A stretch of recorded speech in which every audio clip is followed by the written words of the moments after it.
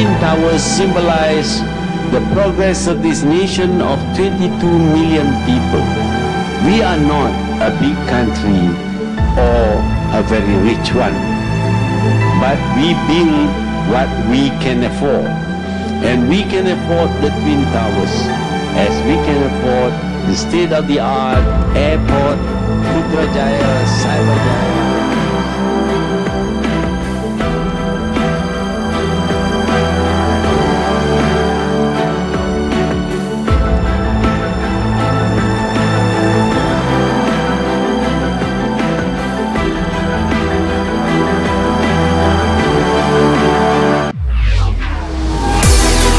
Syukuran kepada Allah Subhanahu wa taala meresmikan Menara Kuala Lumpur.